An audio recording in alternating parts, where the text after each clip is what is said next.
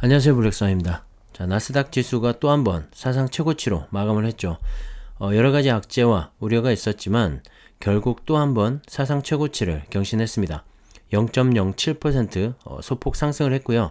S&P 500 지수 0.34% 하락으로 마감을 했습니다. 자, 최근에 이 나스닥 지수의 상승세가 이어지고 있는데요. 역시 테이퍼링이 늦춰질 수 있다는 시장의 기대감과 그에 따른 금리 인상의 시기도 미뤄지게 되니까 아무래도 금리 인상에 좀 더 민감한 나스닥 기술주들이 반등을 보여주고 있는 것 같습니다. 자, 하지만 현재 미국에서 델타 변이의 확산세가 정말 간단한 문제는 아닌 것 같은데요. 자, 지난주에 발표된 8월 고용보고서에서 시장의 예상치를 크게 밑돌았죠. 역시 델타 변이가 예상보다 경제에 더 큰 충격을 주고 있다는 사실을 한 번 더 재확인한 것 같고, 그로 인해서 경기 침체가 길어질 수 있다는 우려와 함께 S&P 500 지수는 빠지는 그런 모습을 보여주고 있습니다. 자, 델타 변이 확산세가 얼마나 심각한지 최근 미국의 신규 확진자 수를 보면 알 수가 있는데요. 자, 진한 파란색 선은 7일 평균 확진자 수이고, 연한 하늘색 기둥은 1일 신규 확진자 수를 나타내는 그래프인데요. 자, 보시는 것처럼 올해 1월 달에 최고점을 찍고 서서히 줄어들다가 다시 급격히 늘어나고 있는 추세입니다. 그나마 7일 평균 확진자 수는 다소 꺾이는 모습인데요. 어제죠. 9월 7일 신규 확진자 수를 보면 30만 885명으로 1일 확진자 수 최고치를 경신해 버렸습니다. 자, 그 전까지 1월 8일에 30만 777명이 1일 확진자 수 최고치였는데 그 수치를 넘어서 버린 겁니다. 하루 입원자 수도 2주 전보다 8%가량 증가를 했고, 사망자 수도 하루 1385명으로 2주 전보다 31%나 증가를 했다고 합니다. 자, 미국에서는 이제 테이퍼링을 실시하면서 경기가 살아날 것을 기대하고 있었는데 예상치 못한 그런 복병을 만난 것 같은데요. 자, 이런 추세라면 이번 달에 열리는 FOMC 정례 회의 때 테이퍼링 발표는 없을 것 같다는 생각이 듭니다. 단순히 확진자 수가 늘어난 것뿐만 아니라 그로 인해서 고용이 감소하고 있고 대면 활동이 줄어들게 되면 전반적인 경기 침체로 다시 한번 빠질 수가 있기 때문입니다. 자, 골드만삭스도 올해 미국 경기 성장률 전망치를 6%에서 5.7%로 하향 조정을 했습니다. 그리고 올해 말 실업률 전망치 또한 4.1%에서 4.2%로 올렸는데요. 자, 미국 경제 회복이 예상보다 힘들어질 수 있다고 판단을 한 겁니다. 자, 그 배경에는 역시 델타 변이의 확산세가 거세고 그로 인한 고용 회복세도 느려지고 있고 정부의 재원 지원이 줄어들고 있으며 소비자들의 수요가 상품에서 서비스로 이동하면서 지출이 줄고 있다는 점을 들었습니다. 델타 변이의 영향력이 상당하다는 걸 알 수가 있는 대목이죠. 그에 더해서 모건 스탠리는 향후 3개월 동안 미국 증시가 편탄하지 못할 것이라고 전망을 하면서 비중 축소를 제시했습니다. 향후 2개월은 성장, 정책, 입법 등 이런 아젠다로 인해서 리스크가 크다는 점을 들었는데요. 사실 현재 상황을 놓고 보면 그럴만도 하죠. 미 연준은 테이퍼링을 준비하고 있는데 예상치 못한 델타 변이라는 복병을 만나면서 시장은 또 한 번 불확실성을 만나게 된 모양새인데요. 자, 주식시장은 그런 불확실성을 가장 싫어하기 때문에 어느 정도의 조정도 있을 수 있다고 생각을 합니다. 우리나라 증시에는 더 큰 영향력을 미치겠죠. 하지만 어디까지나 예상은 예상일 뿐이라서 내일의 주가가 어떻게 변할지는 아무도 모릅니다. 그렇기 때문에 이런 전문가들의 얘기는 참고만 하셔서 각자가 신중히 판단하고 투자를 하셔야 할 것 같습니다. 저는 개인적으로 이렇게 변동성이 커지는 시점에는 대형 우량주 중심으로 투자를 하는 게 보다 안전하다고 생각을 하고요. S&P 500이나 나스닥 지수를 추종하는 그런 ETF들은 조정을 받더라도 개별 종목보다는 안정적인 그런 방어력을 보여주기 때문에 장기적인 관점에서는 조정이 오히려 저가 매수의 기회가 될 수도 있다고 생각을 합니다. 자, 미국에 직접 투자하실 때는 SPY나 QQQ가 대표적이고요. 국내에도 상장된 미국 지수 추종 ETF가 많기 때문에 참고하시면 좋을 것 같습니다. 특히 타이거, 미국 테크 탑 10과 같은 ETF는 나스닥 시총 1위부터 10위 사이에 정말 대형 우량 기술주 중심으로 투자를 할 수가 있기 때문에 믿고 꾸준히 모아가셔도 좋을 것 같다는 생각입니다. 자, 세계 4대 모터쇼 중에 하나인 독일 뮌헨 IAA 모빌리티 2021이 개막을 했는데요. 자, 가솔린과 디젤 등 내연기관 기반의 신차는 줄어든 반면에 전기차와 수소차 등이 전면에 등장을 하면서 자동차 업계가 큰 전환점을 맞이하고 있는 것 같습니다. 자, 이번 전시회에는 전 세계 700여 개의 자동차, 모빌리티 업체가 참여를 했는데 역시 눈길을 끄는 신차는 주로 전기차와 수소차라고 합니다.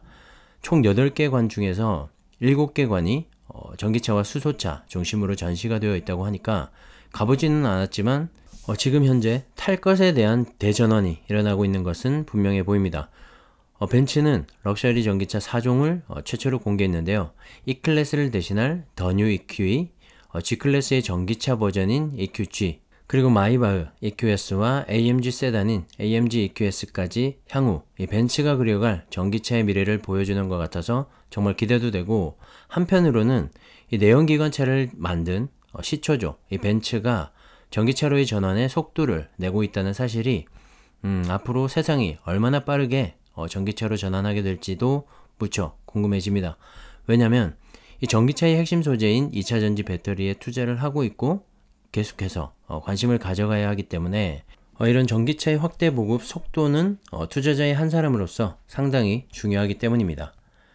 자, 어쨌든 벤츠에 이어서 폭스바겐 역시 도시명 모빌리티의 미래를 보여주는 첫 소형 전기차인 ID 라이프를 처음 공개했는데요. 귀엽고 깜찍한 모습에 눈길이 갑니다. 자, 그리고 폭스바겐은 2025년까지 테슬라의 자율주행 기술을 넘어서겠다는 목표를 갖고 있는데요. 진정한 게임 체인저는 소프트웨어와 자율주행이라고 말할 만큼 현재 자율주행에 공을 들이고 있는 모습입니다. 테슬라 역시 이 하드웨어적인 부분보다는 자율주행과 이 소프트웨어 부분에서 소비자들의 만족을 더 받고 있기 때문에 폭스바겐뿐만 아니라 이 기존의 완성차 업체들이 소프트웨어와 자율주행에서 어느 정도 수준에 도달한다면 정말 전기차 시장의 경쟁은 더욱더 치열해지지 않을까 하는 생각입니다. 자, 그래서 치열해지는 전기차 시장보다 핵심 소재인 2차전지 배터리 투자가 더욱더 매력적으로 느껴지고요. 분명히 새로운 산업으로서 크게 성장해 나갈 거라고 생각을 합니다. 자, BMW도 iVision 서큘라라는 컨셉트카를 선보였고, 곧 출시 예정인 순수 전기차 iX와 i4, 그리고 수소 전기차인 iX 하이드로겐도 공개를 했습니다. 아우디는 럭셔리 전기차 세단인 그랜드 스피어를 공개했고, 포르쉐는 전기 레이싱 컨셉트카인 미션 R을, 그리고 현대차 역시 내년에 출시 예정인 아이오닉 6 컨셉트카와 전용 전기차 모델인 아이오닉 5를 기반으로 모셔널과 공동 개발한 로보택시를 공개하기도 했습니다. 자, 이렇게 새롭게 나오게 될 신차와 콘셉트카 모두 전기차 일색인데요. 이번 전시회만 봐도 앞으로 자동차 시장이 어떻게 변화하게 될지를 쉽게 알아볼 수 있는 좋은 그런 계기가 된 것 같습니다. 자, 우리의 투자 방향성도 좀 더 확실해지고 있죠. 전기차를 필두로 한 2차 전지와 배터리, 그리고 자율주행 기술 구현을 위한 소부전 관련 업체들, 예를 들면 반도체를 비롯한 AI 관련 기업들이 되겠죠. 자, 그렇게 되면 빅데이터도 중요해질 테고 결국엔 클라우드 업체의 성장과도 연결이 됩니다. 현재 미국의 빅테크 기업들도 당연히 해당이 되겠죠. 비단 전기차와 자율주행뿐만 아니라 이 4차 산업혁명의 큰 그림에서 말씀을 드리는 거고요. 왜 그들의 주가가 장기적으로 봤을 때 계속해서 우상향에 갈 수밖에 없는지는 현재 바뀌는 그런 산업의 구조를 보면 알 수가 있습니다. 또한 그들은 막대한 자본력을 바탕으로 새로운 기술을 가진 스타트업, 막 시작하는 기술력을 가진 그런 기업들이죠. 그런 기업들을 M&A 형태로 스펀지처럼 빨아들이게 됩니다. 그들이 계속 성장해 나갈 수밖에 없는 이유이기도 하고요. 우리는 그런 기업에 계속 투자를 해야겠죠. 기술 중심의 나스닥과 S&P 500 지수가 앞으로도 꾸준히 상승을 할 수밖에 없는 이유이기도 합니다. 자, 오늘 우리나라 증시는 좋지 못했죠. 9월 선물 옵션 동시 만기를 하루 앞두고 외국인과 기관의 매도세가 컸는데요. 특히 네이버와 카카오의 주가가 폭락을 하다시피 했습니다. 우리나라 IT 기업들도 정부 규제의 한계에 부딪히는 그런 모습이었는데요. 정부에서 인터넷 플랫폼 기업들의 시장 독점 문제를 지적하자 이렇게 빠진 건데, 자, 우리나라에서 시총 10위권 내에 우량한 기업들의 주가조차도 하루 만에 이 정도로 빠지는 걸 보니까 왜 미국에 투자를 하려고 하는지를 알 것 같습니다. 보다 안정적인 그런 투자를 위해서인 거겠죠. 자, 그리고 반면에 2차전지 관련주들은 오히려 상승을 하면서 견고한 흐름을 이어갔습니다. 차이나 전기차는 이틀 많이 올라서 그런지 오늘은 쉬어가는 모습을 보여줬는데요. 중국 인민은행에서 연내 심각한 통화량 부족 현상은 나타나지 않을 것이라면서 추가적인 통화 완화 조치에 다소 신중한 태도를 보였다고 하는데요. 자, 그런 중국의 통화 정책 불확실성으로 보합세를 보인 것 같습니다. 자, 이렇게 시장이 불안정하고 변동성이 클 때는 가장 안전하게 투자를 하는 것이 좋겠죠. 그리고 확실하게 성장할 수 있는 그런 산업에 투자를 해야 한다고 생각을 합니다.